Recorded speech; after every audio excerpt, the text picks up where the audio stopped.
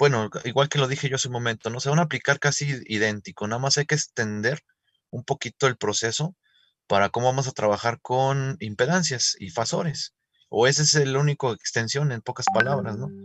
En lugar de tú estar viendo resistencias en tus circuitos y puras fuentes de CD tipo batería, ahora puedes tener fuentes de señales senoidales representadas por fasores y dos componentes más, las bobinas y los capacitores, que también se representan matemáticamente como impedancia, y al fin y al cabo, pues puede ser una analogía. No, ojo, no es lo mismo, ¿eh? No es lo mismo impedancia que resistencia, pero puede ser una analogía de cómo trabajas las resistencias y trabajar de forma idéntica las impedancias, cosa que ya estuvieron haciendo ustedes en mallas, en nodos y en circuitos serie paralelo. Entonces, el primer teorema y muy usado, es el teorema de la superposición. ¿Qué nos dice el teorema de la superposición? Bueno, pues, como permítame, estoy anotando un compañero. Dice, palabras, bueno, ahí en la diapositiva viene lo que dice el libro, ¿no? Palabras más, palabras menos. Uno puede, dado que son circuitos lineales, eh, todas sus relaciones matemáticas están en ecuaciones lineales. En el régimen estacionario estable, no en transitorios. En transitorios sabemos que son ecuaciones diferenciales. Como tienen esta propiedad de la linealidad, que también se estudia mucho en otras asignaturas como la de señales y sistemas, pero bueno, simplemente la tienen. No vamos a demostrarla, pero tienen la propiedad de la linealidad de estos sistemas eléctricos, tanto en CD como en CA. Por lo tanto, es posible analizar los efectos eléctricos de cada una de las fuentes que conforman la red eléctrica y por separado. Y al final sumar los efectos obtenidos de cada análisis y sería la respuesta total en alguna parte de la red eléctrica. Esto es muy ventajoso, porque si bien algún circuito se puede complicar bastante analizarlo por mallas o por nodos, si yo separo los análisis en análisis más sencillos por cada una de las fuentes y elimino ahorita vamos a ver qué significa eso de eliminar, elimino los efectos de las demás fuentes y voy analizando una por una y teniendo todos los resultados parciales al final los sumo, podría ser más fácil, más ventajoso en algunas circunstancias. Una circunstancia desventajosa, obvia, de lo que estoy diciendo es, bueno, pues si el circuito tiene 100 fuentes, me voy a tener que aventar 100 análisis más sencillos, pero al fin y al cabo son 100. Entonces ahí es donde sería una desventaja aplicar el principio o el teorema de la superposición a un análisis, porque se hace engorroso, ¿no? Se hace engorroso si son muchas fuentes. Lo contrario, entonces, si yo no domino nodos y mallas y tengo unas dos, tres fuentes en un análisis, en una red eléctrica, puedo analizar los efectos de cada una de las fuentes con respecto a un cierto parte del circuito eléctrico y después sumar los efectos, y a lo mejor es más, se me va a hacer más fácil porque como yo ya domino, por ejemplo, mallas y nodos, perdón, domino serie paralelo, eh, sea más fácil para mí hacerlo así que estar aplicando mallas o nodos. Entonces les digo, el chiste es ver qué caso tengo entre manos y cuál sería una manera más fácil de analizarlo. Otra cosa aquí importante de la teoría es, bueno, si todas las fuentes senoidales son de la misma frecuencia, pues puedo o no, si quiero, utilizar el teorema de la superposición, porque si son de la misma frecuencia, habíamos dicho que se puede aplicar malla, se puede aplicar nodo, se puede aplicar serie paralelo. Habíamos dicho que un requisito para el análisis en estado estacionario senoidal era que todas las fuentes fueran de la misma frecuencia. Podrían ser de corriente, podrían ser de voltaje, podrían ser dependientes, pero todas tienen que ser de la misma frecuencia. Porque si son de diferentes frecuencias, yo ya no podía analizarlo directamente con técnicas mencionadas, ¿no? Entonces ahí no es que yo quiera, ahí forzosamente tengo que aplicar el teorema de la superposición. Para poder analizar los efectos en alguna parte de la red eléctrica donde tengo dos o más fuentes de diferentes frecuencias, forzosamente tengo que aplicar el teorema de la superposición. Miren, un ejemplo de esto sería, por ejemplo, en los transistores. No sé si ya vieron ese tema. No sé si lo vayan a ver. Nada más se los estoy mencionando como un ejemplo. En un transistor hay dos tipos de fuentes. Hay una fuente de CD con la que se le polariza el transistor en alguna de los esquemas de polarización, emisor común, colector común, etcétera. Eh, SD. Y luego, para analizar cómo amplifica, si estamos hablando de un transistor en el modo en el de amplificación en la región lineal, o sea, no está en corte y saturación, está en la región lineal, o sea, es para amplificar pequeñas señales, que de eso se basa toda nuestra tecnología que nos rodea, ¿no? El transistor para amplificar pequeñas señales eléctricas. Entonces ahí la señal eléctrica es una señal de alterna, o se puede modelar con una suma de señales alternas. Entonces, para analizar un transistor en esas circunstancias, se debe de aplicar superposición. Si no han visto el tema, cuando lo vean, así les van a decir. Se va a analizar por separado el transistor con señales alternas o pequeña señal, y se va a analizar por otro lado cuando está en CD. Cuando están en CD, van a aplicar mucho lo que decíamos nosotros cuando empezó el curso. Las bobinas en CD se comportan como cables y los cambias por un cable. Los capacitores en CD se comportan, una vez cargados, se comportan como circuitos abiertos y los quitas de los análisis. Entonces, un transistor que tenga bobinas y capacitores en CD, pues hará circuito equivalente y se simplificará mucho el análisis. Y cuando está en CA, pues será otro análisis. Y al final de cuentas se suman los dos resultados.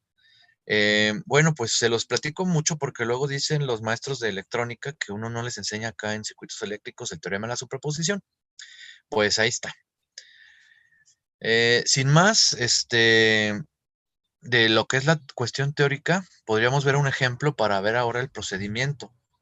¿Cómo es este rollo que estoy diciendo yo de aplicar los efectos por separado de cada una de las fuentes, ¿no? ¿Cómo es el procedimiento?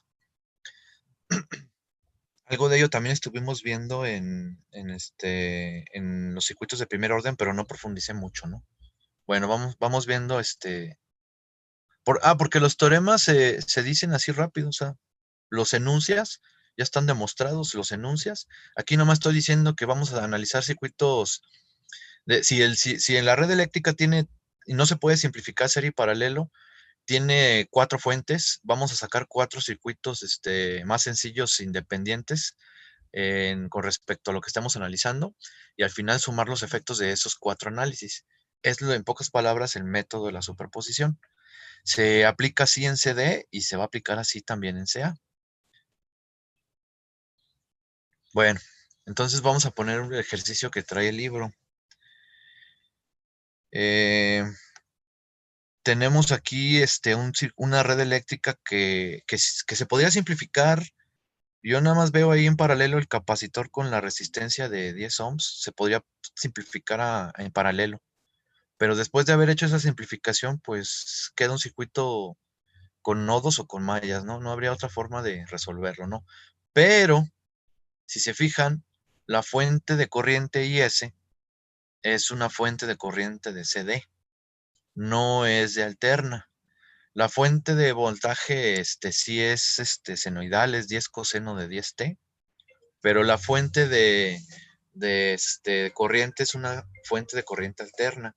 Entonces sería un error tratar de analizarlo en régimen estado estacionario senoidal con fasores directamente porque no se puede, porque estamos hablando de dos fuentes de frecuencia diferente.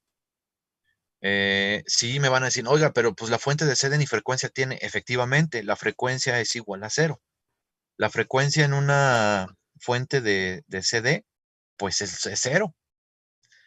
Por cierto, las ecuaciones estas de impedancia, donde se sustituye la W, pues la W se pone como cero y es la forma de verlo así desde la matemática de los fasores, ¿no?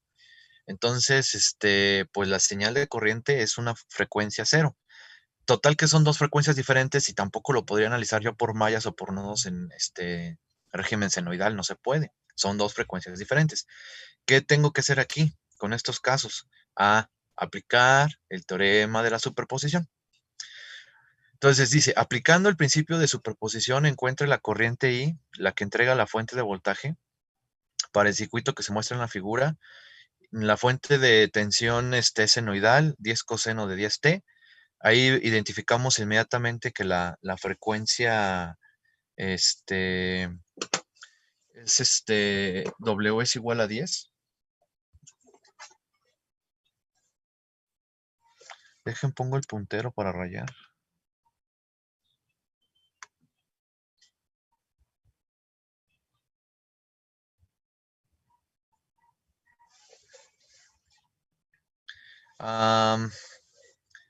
Entonces decíamos que la frecuencia es 10. Es un dato que me lo da el problema y siempre me deberían de dar, ¿no? 10 radian segundo. La fuente de corriente es 3 amperes, es de CD. Esta fuente, por lo tanto, su frecuencia es 0. Es una fuente de CD. La inductancia es de 1.5 henrios y el capacitor es de 10 milifaradios. Entonces, lo que yo tengo que hacer según el teorema de la superposición es hacer dos análisis. Analizar cuánto vale la corriente I que me están pidiendo, cancelando los efectos de la fuente de corriente y analizando el circuito equivalente más sencillo. Y después hacer otro análisis con la fuente de corriente, cancelando los efectos de la fuente de voltaje. Eso de cancelando va entre comillas. Ustedes no me están viendo, pero esto va entre comillas. Porque cancelando tiene su gracia y ahorita lo vamos a explicar. Bueno, pues entonces arrancaríamos el análisis con cómo quedaría el análisis parcial con la fuente de tensión, cancelando los efectos de la fuente de corriente. Para cancelar los efectos de la fuente de corriente, bueno, aquí vamos a hacer las dos pasos, ¿no? Acuérdense que en alterna, y eso no ha cambiado aquí en los teoremas, en alterna es cambiar el circuito en términos de imperancias, ¿verdad? O llevarlo ¿cómo le decimos? Al dominio de la frecuencia, ¿verdad? Entonces, el primer paso es convertir la señal de voltaje esta de 10 coseno de 10t a un fasor. Nos queda fácil, nos queda magnitud máxima, que es 10, ángulo de 0, porque no tiene fase esa señal, nada más tiene, el argumento del coseno es 10t sin fase, por lo tanto la fase es 0. Entonces el fasor para la fuente de voltaje es este. Ahora yo debo de transformar mi inductancia a su impedancia. La impedancia de la inductancia, pues siempre va a ser la frecuencia por el valor de la inductancia, J, en rectangular, o ángulo de 90, ¿verdad? En polar. La frecuencia es 10, la inductancia es, ¿qué dijimos? 1.5. 10 por 1.5, pues me da 15 ohms. Entonces esa sería ¿cómo se dice? La impedancia de la inductancia. Ahora, el capacitor y la bobina están en paralelo. El capacitor, perdón, y la resistencia de 10 ohms están en paralelo. Entonces la impedancia de este paralelo, pues sería la reactancia del capacitor, que sería 1 entre WC J negativo, que multiplica 10 entre 10, o sea, la multiplicación entre la suma es el paralelo entre esos datos que acabo de poner.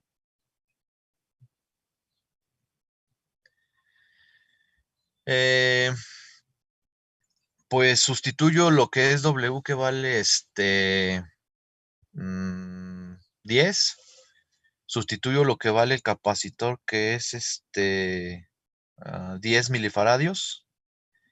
Entonces, 10 por 10 milifaradios el inverso, me queda uno entre 100, el inverso sería 10 y es negativo.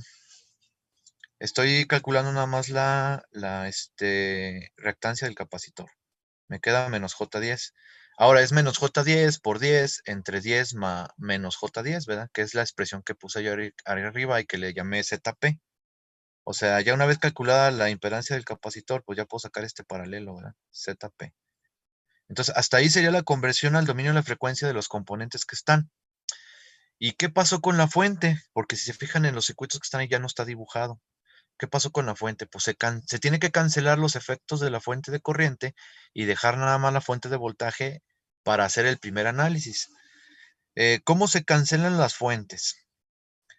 Miren, las fuentes de corriente, sean de CD o ahora que estamos ya en CA, sean de CA, en este caso es de CD, ¿verdad? Pero sean de CD o sean de CA, la única manera de quitar una corriente en una red eléctrica es desconectar la rama.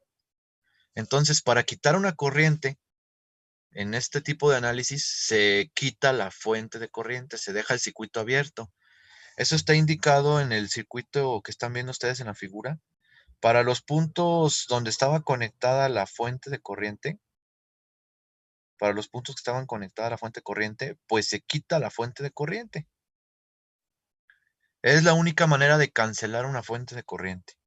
Y ya me queda un circuito más sencillo de analizar, y ese que tengo que analizar para sacar la corriente que me interesa.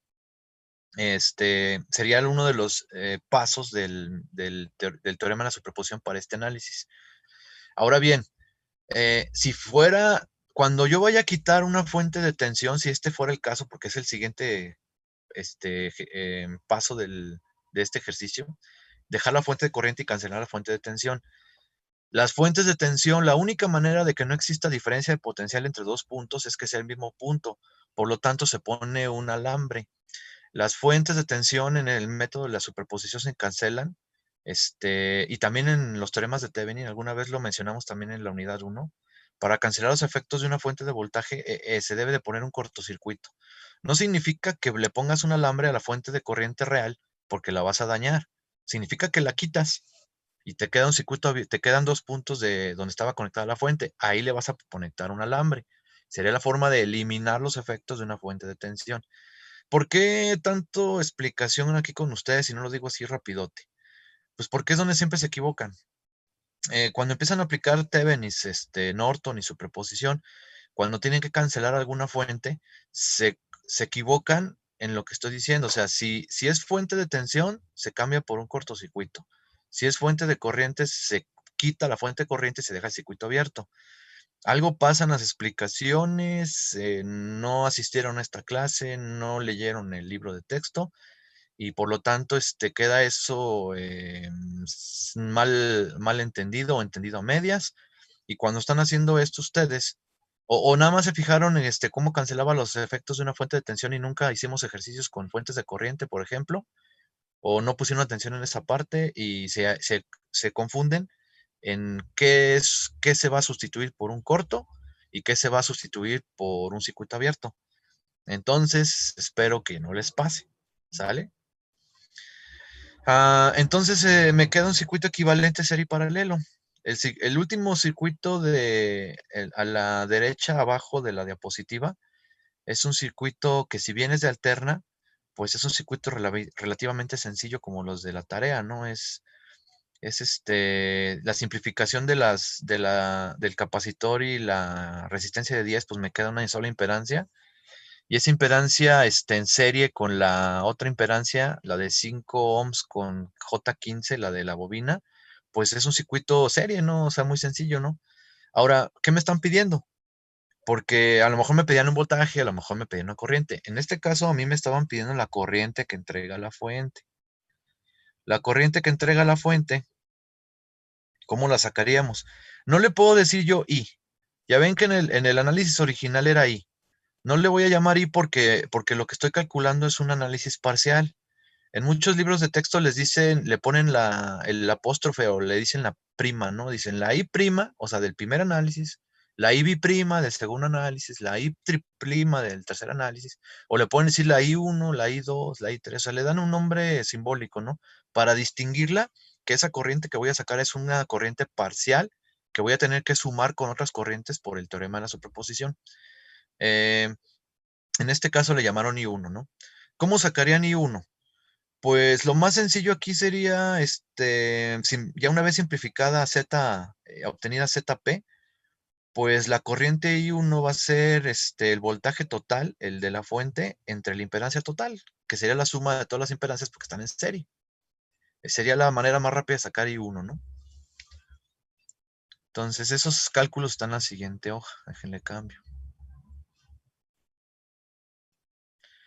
Entonces, la forma más fácil de sacar la corriente en ese circuito equivalente más sencillo, cancelando los efectos de la fuente de corriente, sería voltaje total, que es el voltaje de la fuente, que es el fasor de 10 ángulo de cero, entre la suma de la impedancia que formaba el capacitor en paralelo con la resistencia de 10 ohms, más la otra impedancia, que era otra resistencia en serie con una bobina, ¿sale?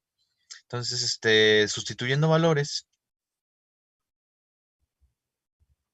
bueno, primero calculamos el paralelo, porque lo indiqué, pero no le puse los valores. Decíamos que era el paralelo de la impedancia del capacitor J-10 por la resistencia de 10 entre la suma de los dos.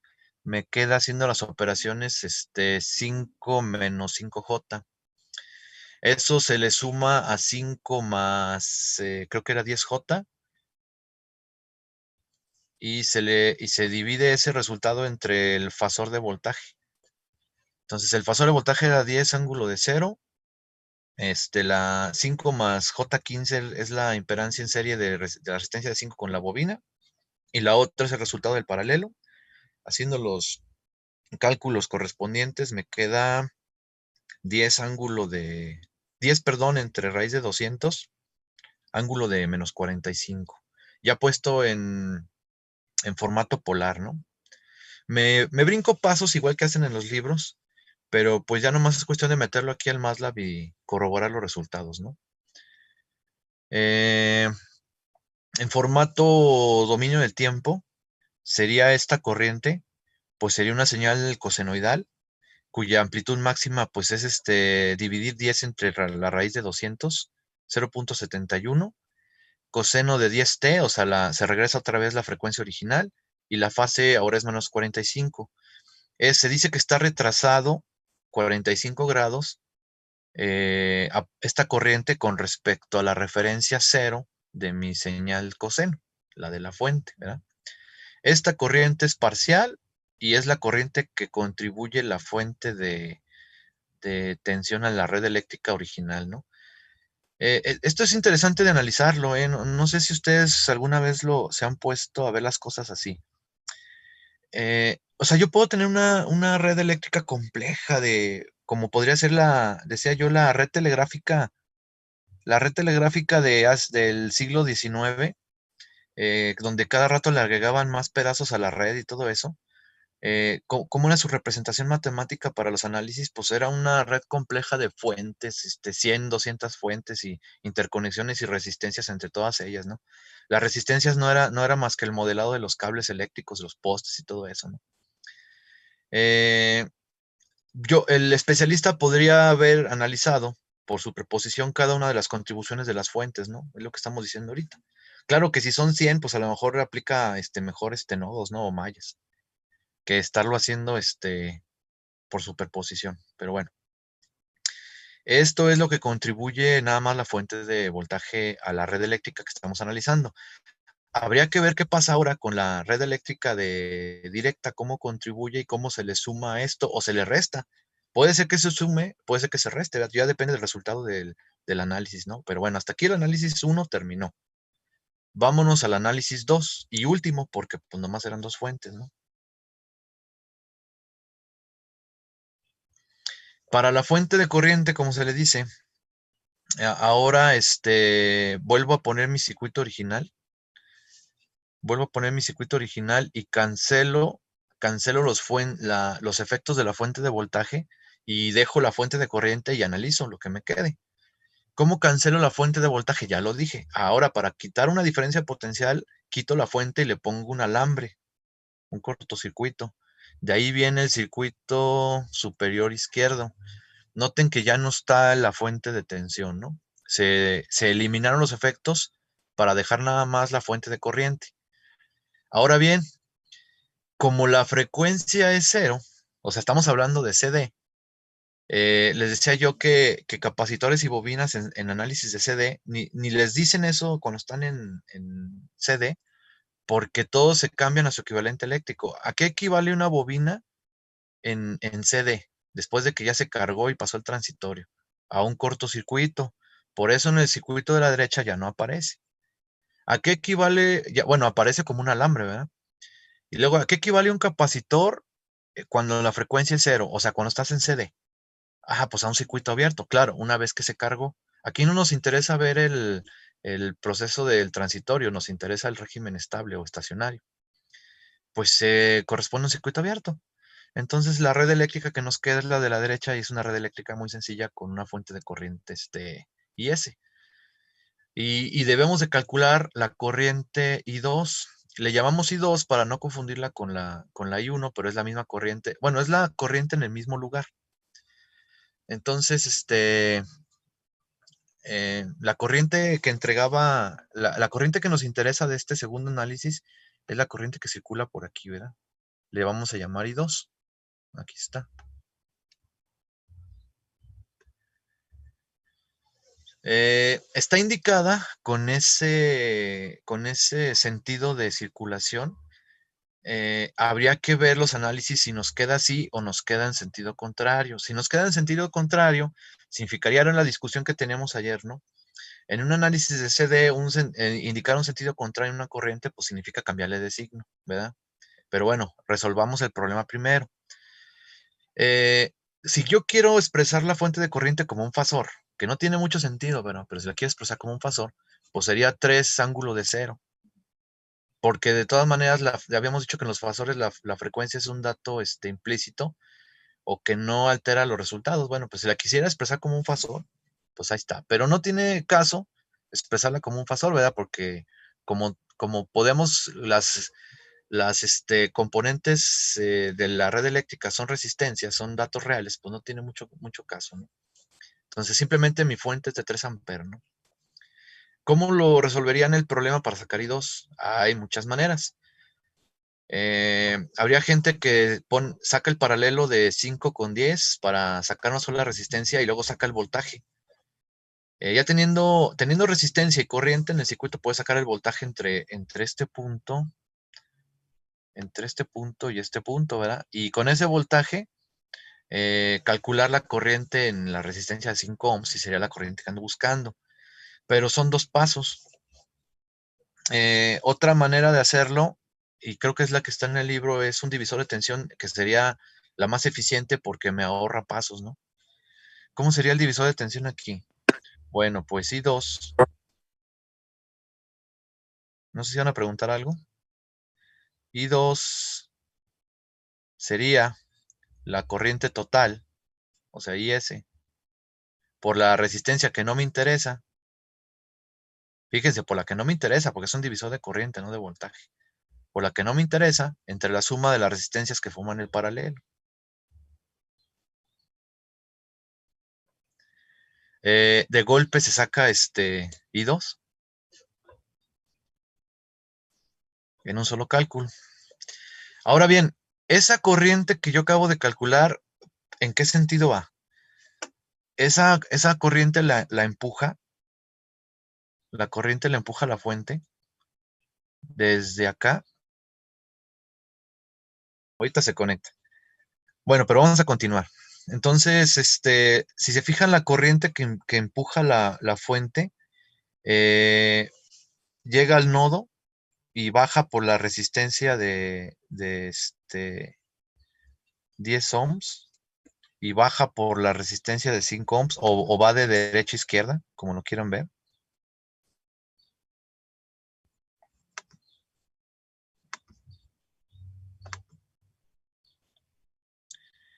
Y se contrapone el sentido con el que está con el que está en la figura. Entonces, realmente obtuve yo un valor positivo. Yo obtuve un valor positivo para I2,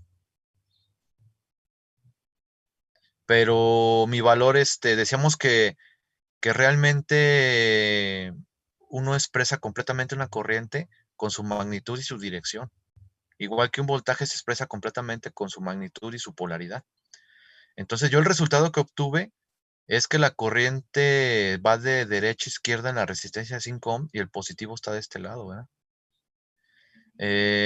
Pero el resultado parcial que yo tengo o indicado en mi teorema de la superposición es en sentido contrario. Por lo tanto, le tendría yo que cambiar el signo nada más. Entonces, yo le cambiaré el signo a este resultado que obtuve para indicar que la corriente real es de derecha a izquierda, aunque yo esté expresando la corriente, de derecha a izquierda es la real, pero si le cambio el signo, yo diría que va de izquierda a derecha, como la que me están pidiendo, pero le tengo que cambiar el signo para indicar que hice ese cambio. Entonces, todo el resultado le tenemos que cambiar el signo, pero bueno. Y esos serían los resultados parciales o la corriente que entrega la fuente de corriente de CD. Sería 10 por 3 entre 15, sería 2, y se le cambia el signo para indicar que el sentido que yo obtuve se contrapone con el indicado, en pocas palabras, ¿no? Pero bueno, es la explicación. Entonces, ya acabé de hacer los análisis parciales o las contribuciones eléctricas a la variable que me interesaba por cada una de las fuentes, cancelando los efectos de las otras fuentes, que es el teorema de la superposición, y nada más hay que sumarlo. Aquí, ¿cómo se suma? Si uno es CD y otro es senoidal, pues nada más indica, ¿no? Porque lo que pasaría es que, ¿qué pasa cuando le pongo un valor fijo a una señal senoidal? Se empotra la señal senoidal en el valor fijo. O le dicen offset, ¿no? Ustedes venía un problema en su práctica de que qué pasaba si le ponías una fuente de CD a una de CA, pues se empotra la de CA en la de CD, ¿no? O sea, se mueve de lugar la de CD arriba o abajo, dependiendo si es si un voltaje positivo o un voltaje negativo. Sería la manera gráfica de verlo, ¿no? Pero bueno.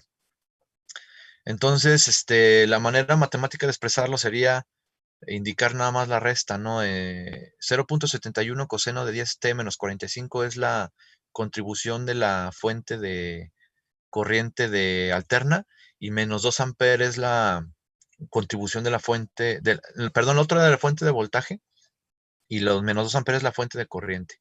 Para la corriente que me interesaba. Ahora, que ¿cómo lo graficaría yo esto? Pues así, algo así como lo que ya sospecharán. Si aquí está mi 0, mi 0 amper, pues por acá va a estar el menos 2. Por acá está el menos 2 amper. Y si la señal original 0.71 era algo así, 0.71 era amper pico, dibujada en el 0, se va a desplazar esa señal, y una vez sumada a la corriente, se va a desplazar a menos 2 amper, donde a partir de menos 2 amper se va a mover 0.71 amper arriba y 0.71 amper abajo del 2 amper, ¿verdad? Y el periodo de esta cosa, pues sería, habría que obtenerlo, ¿verdad? Que sería 2pi entre W. W es 10. Y sería la forma de interpretar esto. Algo que siempre me preguntan, y una vez les comento, que pueden convivir señales de directa y señales de alterna en un circuito, sí, y es lo que pasa, ¿no? Las señales de alterna se empotran en las de directa, ¿no? Esto pasa bien comúnmente en los transistores. Les decía yo que los transistores se polarizan con directa, pero al final de cuentas se amplifican señales de alterna, ¿no? La directa es de varios volts para polarizarlo, y las señales de amplificación pues son microvolts o milivolts, son pequeñitas, ¿no?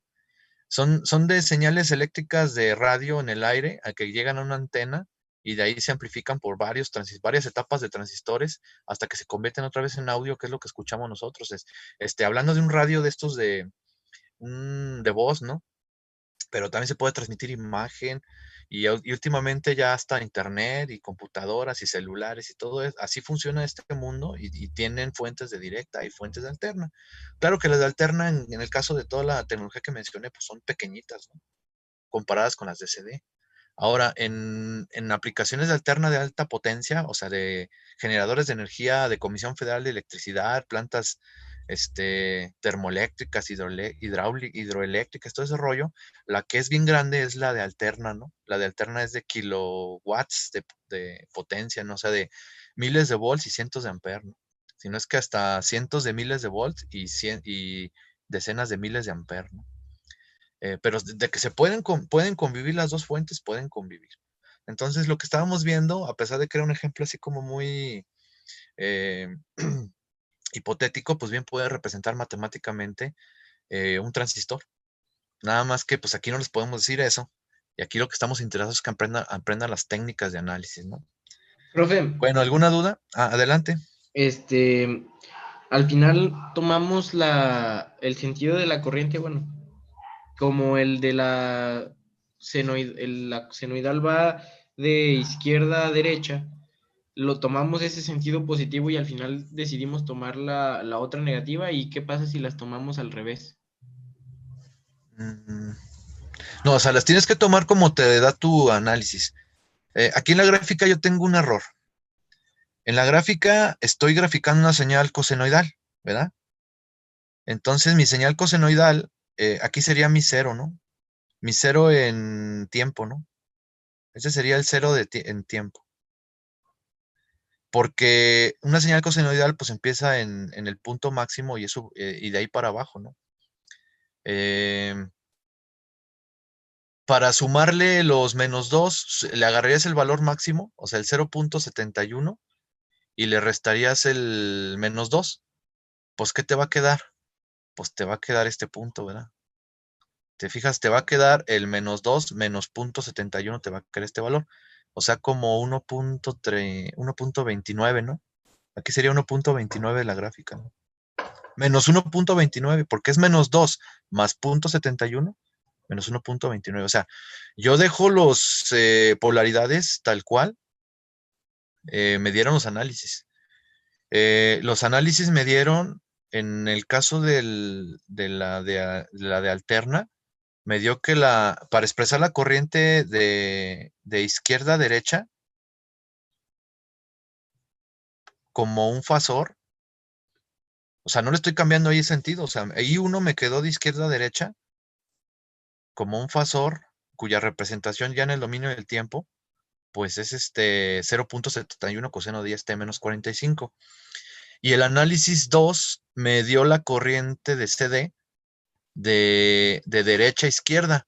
Para yo sumarla a la otra, pues le tengo que cambiar el signo porque esta va en sentido contrario. O sea, no se suma, se resta. Entonces, por eso es -2 amperes. Sí, profe.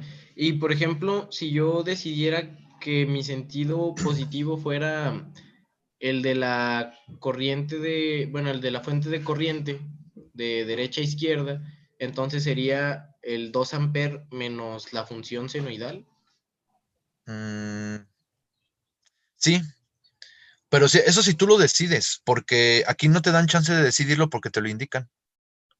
Como aquí desde el principio del problema nos indicaron que la corriente circulaba de izquierda a derecha, ya no lo puedes decidir, o sea, lo tienes que respetar. Pero si tú no supieras para dónde va la corriente, tú la propones. Así te quiero entender, ¿no? O sea, tú la propones y efectivamente, si tú la propones, tendrías que apegarte a eso, ¿no? Pero mira, si tú la propones al revés, vamos a proponerla al revés.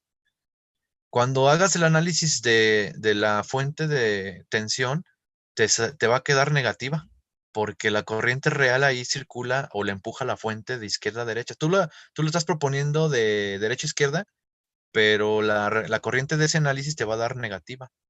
¿Qué significa negativa en señales senoidales? Pues te va a dar un desfase de 180. Entonces, cuando expreses ese resultado aquí, Cuando aquí expreses el resultado no va a quedar fase de menos 45. Te va a quedar fase de menos 45 más 180. Y la otra te quedaría positiva.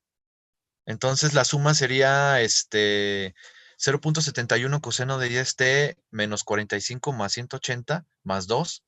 Y esa gráfica, pues es la misma gráfica que puse yo ahí, ¿verdad? Los Ok, desfases gracias. son los que cambian los signos en la alterna. Man. No, ok, gracias.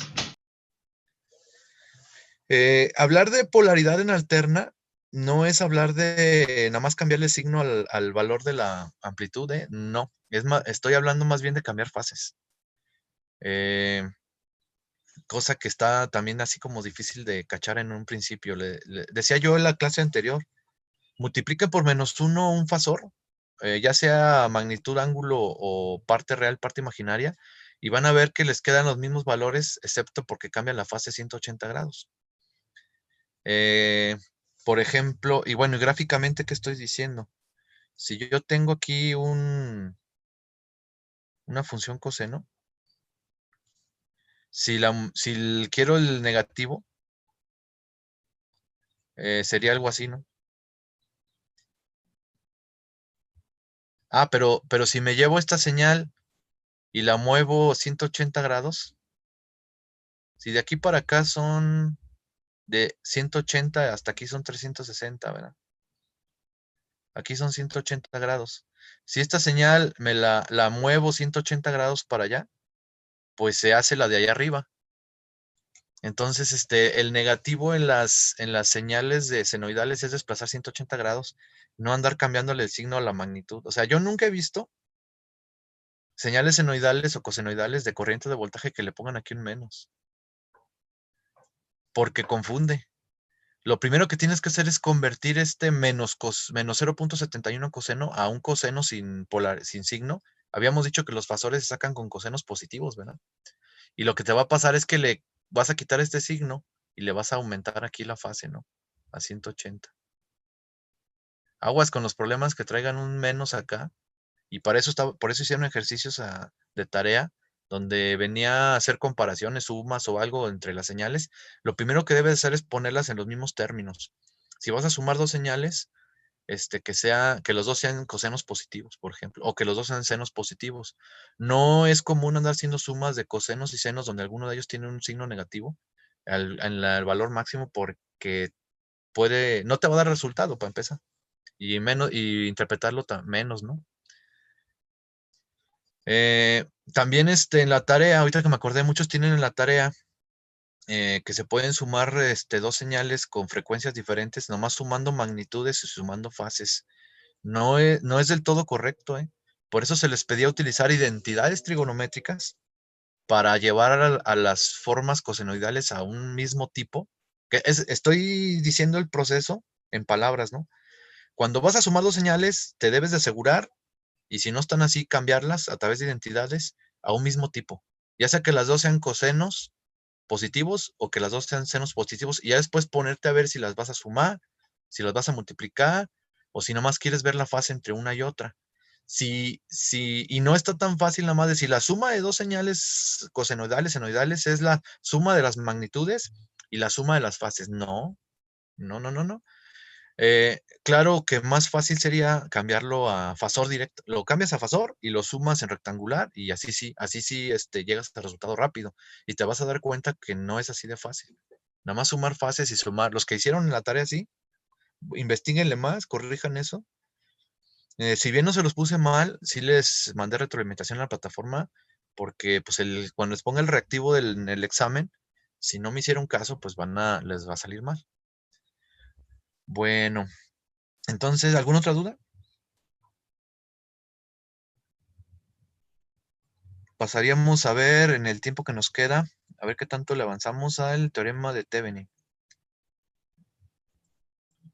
En el libro de texto de Sadiku de Dorf, los dos dicen lo mismo. Dicen, bueno, ya una vez que vimos el teorema de Thevenin en CD, nomás vamos a extender las técnicas a CA. Se entiende que ya está bien, ¿cómo se dice? Pues tienes las bases de lo que es Thevenin, ¿no? El teorema de Thevenin es palabras más, palabras menos. Dice que cualquier red eléctrica con cualquier número de fuentes, en cualquier interconexión entre ellas, con cualquier número de componentes, hablando de CD por resistivos y fuentes de CD de voltaje y de corriente, no importa el tamaño de la red, no importa cómo esté conectado, todo se puede representar con una sola fuente en serie con una resistencia. Viendo las figuritas que están en la parte de abajo, tenemos una red eléctrica original. Yo la puedo dividir en dos. Tener una red eléctrica que le voy a llamar circuito A y tener una red eléctrica que le voy a llamar circuito B. El circuito B puede ser hasta un solo componente, por cierto. O sea, yo puedo sacar el Thevenin que ve el capacitor. Acuérdense que ya lo hicimos. Entonces el capacitor sería el circuito B. Pero bien puede ser una red eléctrica A y una red eléctrica B más complejas, ¿no? Entonces yo puedo dividir una red eléctrica completa en dos y una de ellas simplificarla a su Thevenin, a una sola fuente de voltaje en serie con una resistencia hacia los puntos de conexión donde estaba antes el circuito A, que sería la figura B. Y hasta ese momento regreso. El circuito B no interactúa con el análisis de Thevenin, pero sí lo tengo que tener presente que cuando termine de hacer el análisis Thevenin, ahí lo tengo que dejar. Acuérdense que quitábamos el capacitor para hacer una resistencia que ve el capacitor, decíamos así, la resistencia que ve el capacitor para el proceso de carga o descarga. Quitábamos el capacitor, dejábamos las dos conexiones A y B indicadas y después veíamos cómo simplificar ese circuito a una sola resistencia, que sería la resistencia de Thevenin, por cierto, ¿verdad? O qué voltaje hay entre el circuito abierto en los puntos A y B, que sería el voltaje de Thevenin. Entonces, los parámetros importantes aquí para obtener, para simplificar, sería el voltaje de Thevenin, o aquí indicado como VOC, la resistencia de Thevenin o la resistencia que se ve entre los puntos A y B, y tal vez la corriente de cortocircuito entre estos dos puntos.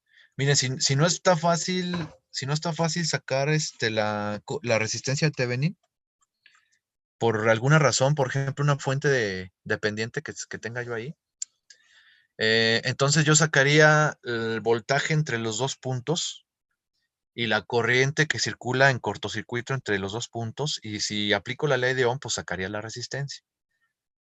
Lo puedo sacar de forma analógica o lo puedo medir. Si se fijan, yo puedo tener la red eléctrica viva funcionando y medir el voltaje entre A y B, cancelar los efectos de las fuentes y medir la resistencia. O en su caso, cortocircuitar y medir la corriente, o sea, poner el amperímetro entre el punto A y el punto B, porque el amperímetro es un cortocircuito. Y sacar mi equivalente Thevenin. Este teorema muy potente, muy utilizado para casi todas las cosas. En análisis de circuitos electrónicos, en análisis de máquinas eléctricas, en análisis de electrónica de potencia, se utiliza mucho el teorema de Thevenin. Por eso lo deben de, si bien no hay que demostrarlo, sí lo deben de aprender, ¿no? Entonces toda la red eléctrica la puedo representar por una sola fuente, una sola resistencia. Después, que está así, pues es más fácil hacer un análisis porque me queda un circuito bien sencillo, ¿no? La chamba es como el proceso para obtener estas tres variables que son las que me necesito para representar el Thevenin. Esa es la chamba, ¿no? Ahora, lo que están viendo ustedes es lo que dice el capítulo 5 de los libros, donde hablan de los teoremas en CD. ¿Cómo va a ser en CA? Pues va a ser igual. Pero vamos a hablar ahora de un voltaje senoidal y de una impedancia, o de una impedancia, que puede ser una combinación de bobinas y resistores y resistencias, pero al fin y al cabo, pues es denotada por una impedancia que matemáticamente hablando, pues es un fasor. Entonces, es posible convertir una red eléctrica compleja alterna con muchas fuentes y muchas impedancias a una sola fuente de voltaje en serie con una impedancia. Sí, sería el equivalente a Thevenin. Entre dos puntos de interés de una red eléctrica. Sí. O la otra red eléctrica, pues un solo componente también.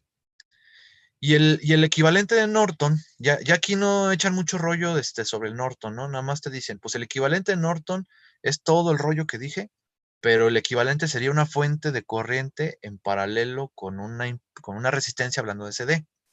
Hablando de CA, sería una fuente de corriente senoidal en paralelo con una impedancia. Y por cierto, la impedancia Norton es la misma que la impedancia Thevenin. Otra forma de entender esto sería aplicar el teorema de la sustitución de fuente.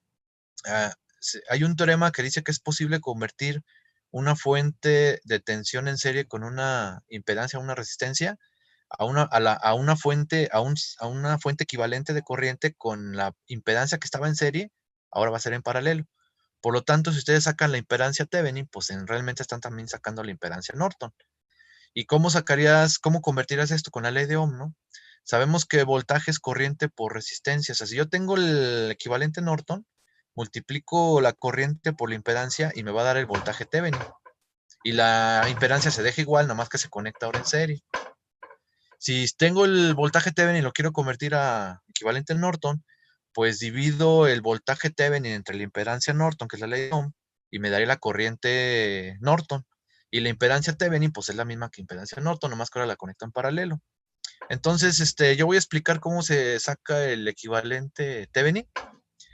Y para sacar el equivalente Norton, pues aplican el teorema de la sustitución de fuente, que sería la ley de Ohm. Y se acabó. De todas maneras, la corriente de cortocircuito que yo explicaba hace un momento, pues es la corriente Norton. O sea, si ustedes miden la corriente de cortocircuito entre los dos puntos A y B donde están sacando su equivalente, pues realmente están sacando la corriente que aquí le dicen ISC, pues realmente es la corriente Norton, ¿no? O sea, o puedes sacar la corriente Norton y la impedancia Thevenin, que sería la Norton, o puedes sacar el voltaje Thevenin y la impedancia Thevenin, y con la ley de Ohm pasar de uno a otro, ¿no? ¿Dónde te utilizas uno y dónde utilizas otro? Pues ya depende de la aplicación, ¿no? Habrá necesidad de sacar el equivalente Norton en análisis con circuitos integrados en electrónica o máquinas eléctricas, o necesitarían el voltaje Thevenin, ya depende de la aplicación lo que anden haciendo, ¿no? Esto es muy común hacerlo para entender cómo contribuye la red eléctrica con la energía de un cierto componente también, ¿no? ¿Qué pasará cuando yo le conecto otra bocina aquí a mi amplificador? Si conoces el Thevenin de tu amplificador, pues vas a poder contestar la pregunta. Si no lo conoces, lo puedes medir o lo puedes calcular. Lo que estamos diciendo es un clásico de los circuitos eléctricos. Estos teoremas se le preguntan a los maestros cuando entran a la escuela, cuando se les evalúa algún especialista de electricidad que piensa dar estas clases en el poli. A mí me lo preguntaron y uno se lo pregunta a los que han entrado. Sorprendentemente, muchos candidatos no lo contestan. Yo quiero, bueno, mis especulaciones son que yo creo que no le dieron significados, nunca lo utilizaron en su vida profesional. Cuando llevaron la clase la pasaron de noche, no les interesó esto, no lo ven como algo significativo, como algo útil, y pues se olvida. Y sí, espero no les pase a ustedes, ¿verdad? Bueno, pues ese es en pocas palabras el teorema de Thevenin, no lo estamos demostrando, nomás lo mencionamos, ¿no? Ahora vamos al procedimiento, al proceso, cómo lo desarrollo en un circuito, ¿no? Entonces vamos a ver un ejercicio.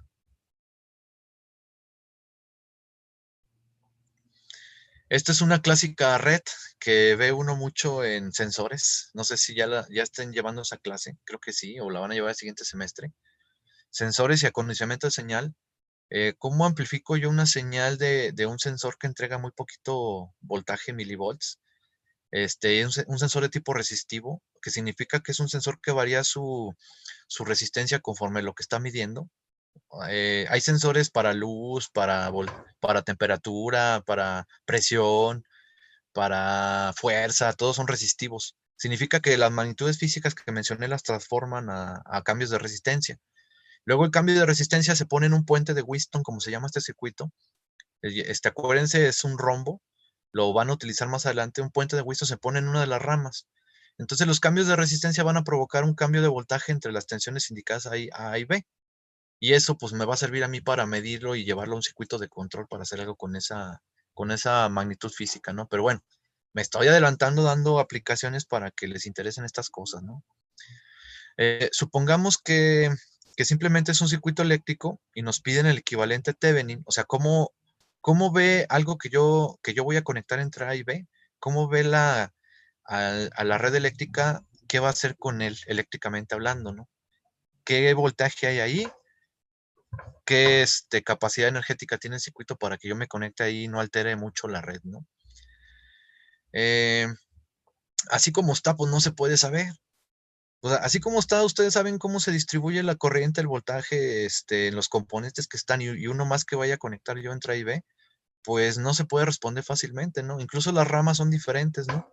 La rama del nodo D al F por el camino E es bien diferente de la rama D al nodo F por la C. Yo no sabría ahí qué va a pasar, ¿no? Aquí lo que tengo que hacer es sacar el Thevenin.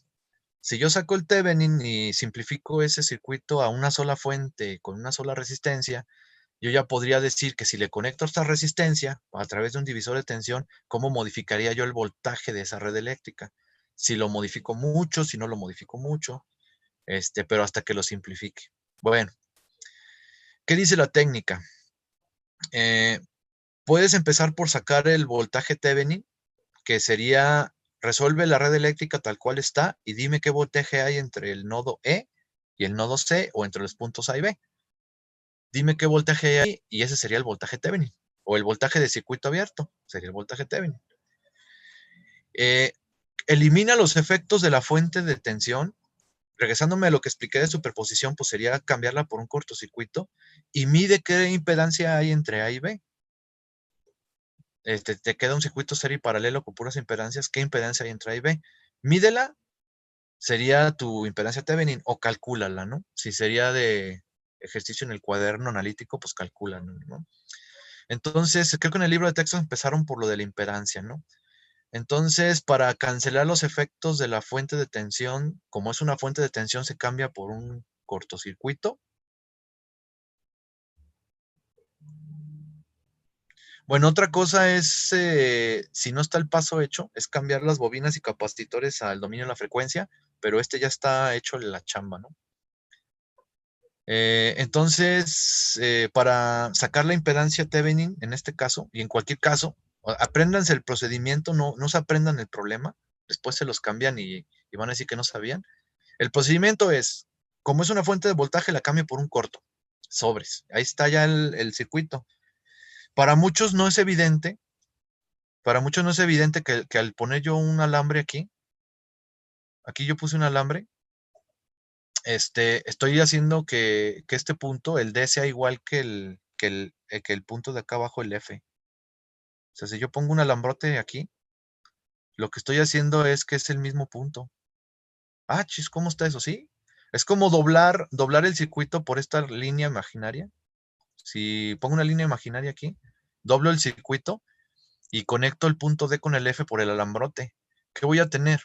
Pues me queda en paralelo esta con esta, y me queda en paralelo esta con esta. Pero entre los dos puntos de análisis A y B me quedan en serie. Si se fijan, estas dos me quedaron en paralelo y estas dos me quedaron en paralelo, pero todavía están conectadas acá arriba. ¿Cómo las ve entre el punto A y B? Pues las ve en serie. Entonces, si a esto le llamo Z1 y a esto le llamo Z2, la impedancia Thevenin sería entre el punto A y B, pues el paralelo Z1 más el paralelo Z2. Perdón, o sea, resuelvo el paralelo que representa Z1, resuelvo el paralelo que representa Z2 y lo sumo, y esa sería la impedancia Thevenin. Esto de cómo está dibujado, cómo lo entiendo, pues yo sí he visto que a lo largo de la experiencia aquí de los problemas, que si eres novato, pues te puedes llegar a equivocar, ¿no? Entonces, cuidado. No importa cómo estén dibujados los circuitos eléctricos, lo que importa es cómo es la interconexión. Si los dos puntos de cada elemento se interconectan con los del otro elemento, pues están en paralelo. Nada más que a veces no es fácil apreciarlo en el dibujo. Aquí, no, es bien difícil si no traes una base de representación mental gráfica de las cosas. No eres bueno para el aprendizaje gráfico. Si te lo dibujan de otra manera, te confunden y ya no te das cuenta que está en serie y que está en paralelo. Eso lo he visto a lo largo de los años en circuitos eléctricos. Pues sí, pero así son los problemas de los libros, ¿no? Realmente no, los circuitos no están dibujados bonitos como los dibujan los simuladores, normalmente no. Porque en el dibujo que está abajo, ahí sí es claro que están en paralelo, ¿verdad? Pero alguien mentalmente hizo el análisis y lo dibujó en la parte inferior. Pero realmente desde la parte superior se tenían que haber dado cuenta de eso. Bueno, los cálculos, ya echándole valores, el paralelo de J6 con 8 me da 2.88 menos 3.84 J. El paralelo de Z2 sería el paralelo de 4 con J12, o sea, la multiplicación entre la suma. Y total que la impedancia Thevenin pues es la suma de esos dos.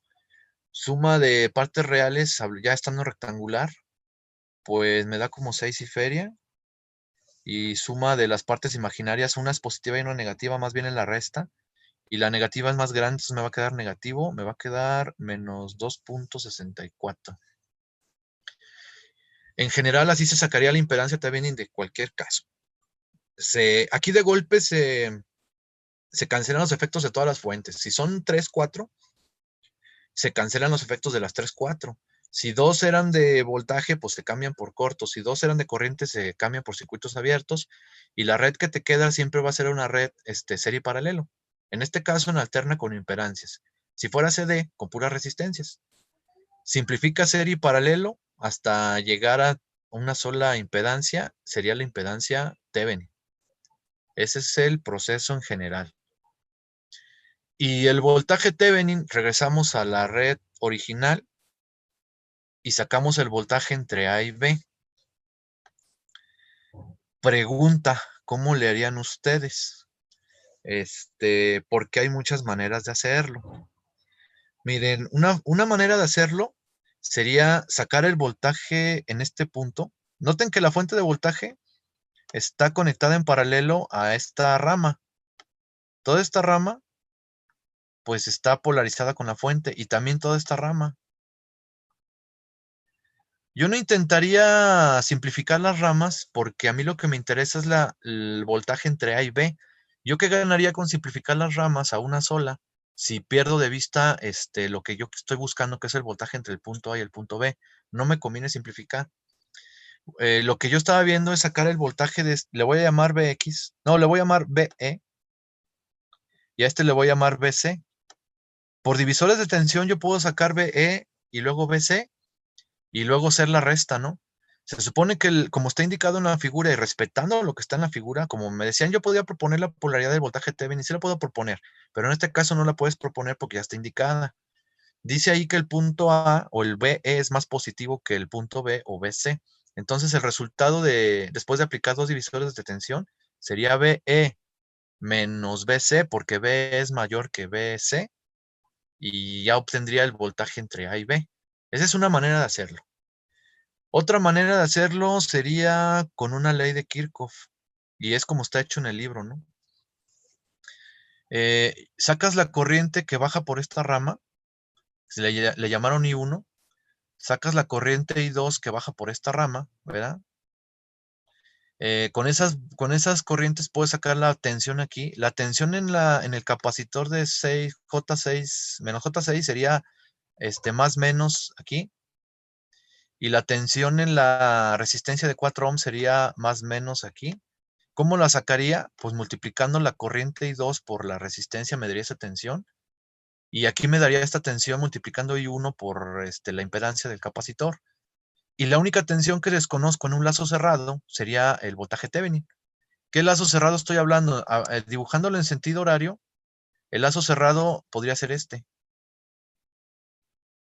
Y luego algunos dicen, pero no es lazo cerrado porque el voltaje Thevenin está en circuito abierto. No, las leyes de Kirchhoff se aplican en trayectorias cerradas. No necesitan estar conectados o no necesita haber componentes. Puede o no haber componente, pero sí hay tensión porque tiene dos puntos. El voltaje Thevenin no está conectado, pero sí existe como tensión porque son dos puntos. Entonces, si aplico ahí una suma de voltajes, me obtendría el voltaje Thevenin. Miren, si empiezo en este punto, me encontraría con menos este voltaje Sería menos 6J. Y menos del 6J, o sea, menos de la caída de tensión aquí, y menos del 6J, pues me queda más. Más 6J por I1 sería una tensión. Más I2, aquí sí me queda positivo porque me lo encuentro por el positivo. Sería más I2. Agarro el lapicito. Más I2 que multiplica 4. Y luego me encuentro por el menos, voltaje Thevenin. Aquí es menos, ¿verdad? Me encuentro por el menos y terminé la trayectoria. Esto es igual a 0. Por lo tanto, voltaje Thevenin, lo aviento al lado derecho de la ecuación, pues me va a quedar así, ¿verdad? Me queda 6J por I1 más I2 por 4. Y previo a eso, pues calculo I1, I2. I1, I2, pues es la impedancia, aplicando la ley de Ohm por rama, sería voltaje entre impedancia, me daría la corriente, ¿no? Entonces, esta sería otra manera de hacerlo. Bueno, me quedan 2 minutos de conferencia. Déjenles pongo los resultados y a ver si hay alguna duda, ¿no? Entonces, para calcular las corrientes, sería voltaje total entre impedancia total de la rama. Ahí está. Para calcular el voltaje Thevenin sería un lazo cerrado, poniendo las polaridades adecuadas, teniendo un criterio bien claro de cómo poner las polaridades. Apliqué el mismo criterio que para Maya, si se fijan. Y sustituyendo los valores, pues me queda, y haciendo todo el álgebra aquí numérica, aritmética de los números polares, me queda 37.95 ángulo de 220.31. Ese sería mi voltaje Thevenin. Este es otro problema. Entonces, el equivalente Thevenin va a ser una fuente de 37.95, fase de 220.31 en serie con una impedancia de 6.48 menos J 2.64. Y ese circuito, pues es mucho más sencillo que este.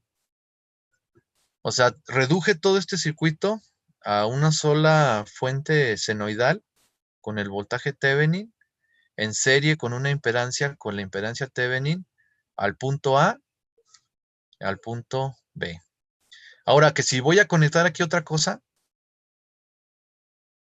porque para eso lo hice, si voy a conectar ahí otra cosa, pues ya puedo saber fácilmente si le voy a tumbar el voltaje, si va a modificar la